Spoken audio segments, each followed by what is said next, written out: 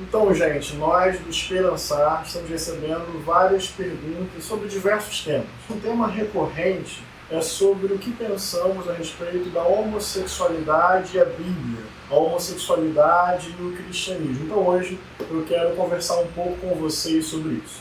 Em primeiro lugar, as pessoas que condenam a homossexualidade, elas partem de uma seguinte afirmação: está escrito na Bíblia. E ponto final. Porque está escrito, a homossexualidade é pecado, é abominável e não se tem mais nada a conversar sobre o assunto. Mas pensem comigo, a Bíblia tem livros que foram escritos ao longo de quase 6.000 anos, representando culturas, épocas e sociedades muito distintas. Será que a melhor maneira de interpretar a Bíblia é pegar os seus versos, ler literalmente, interpretar literalmente e aplicar literalmente? Eu vou pegar como exemplo Levítico, capítulo 20, verso 13, que é um dos 6 ou 7 versículos em toda a Bíblia que apontam uma condenação àquilo que nós chamamos de prática homossexual. Lá diz, dentro daquele contexto, daquela cultura, que um homem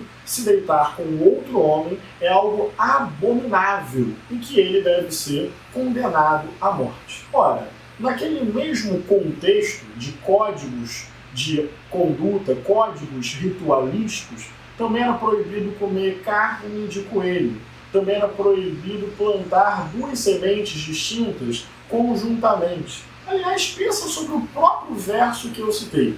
Porque esse verso diz que a prática homossexual é abominável e diz que aquele que pratica deve ser condenado à morte. Então, se eu pegar literalmente esse texto, eu vou afirmar que a homossexualidade é abominável e vou defender, por coerência e por lógica, que alguém seja assassinado. A minha pergunta é: quem é assassino? Quem é que vai, então, cumprir a lei do Senhor segundo esse texto? E o texto que diz que a mulher flagrada em adultério deve ser apedrejada. E o texto que legitima e reproduz, por exemplo, a escravidão. E o texto que diz que a mulher deve ficar em silêncio na igreja, porque ali é o lugar de fala do homem. Tomar a Bíblia de forma literal, desconsiderando os contextos culturais e históricos, faz com que a gente incorra em vários equívocos.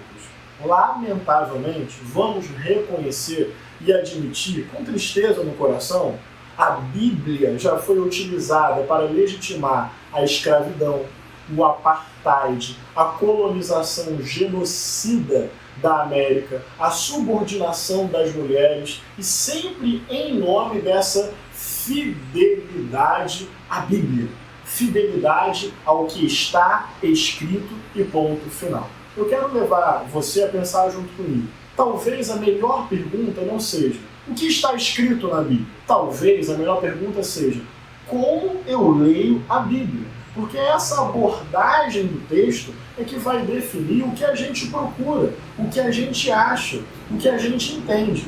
No nosso entendimento, a Bíblia precisa ser lida considerando que a palavra de Deus se deu nas palavras humanas, portanto, dentro da história, a partir da cultura.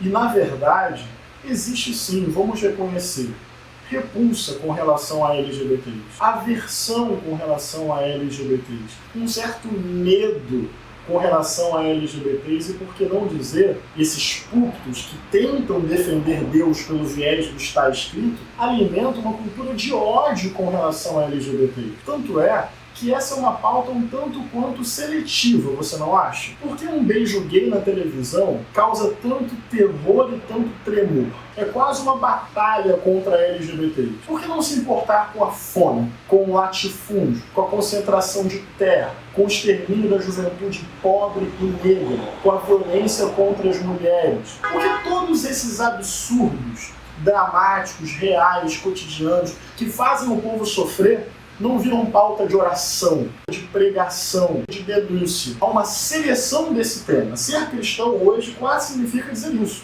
Homossexualidade é pecado. Podem até usar aquela expressão: nós amamos a pessoa, só odiamos o seu pecado. Sejamos sinceros, isso não é real.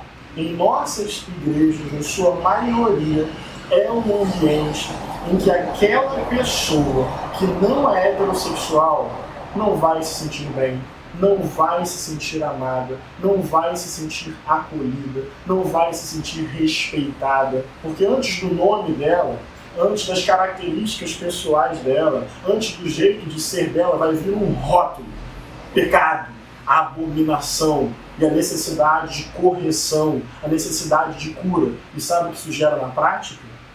Muita gente reprimida, muita gente oprimida, muita gente em conflito, muita gente que chora no quarto, muita gente que é expulsa de casa, muita gente que não pode cantar no coral, que não pode pregar lá na frente, que não pode expressar a sua arte. Lendo a Bíblia a partir de uma narrativa geral que aponta o Deus revelado em Jesus, eu não encontro nenhuma verdade superior ao amor.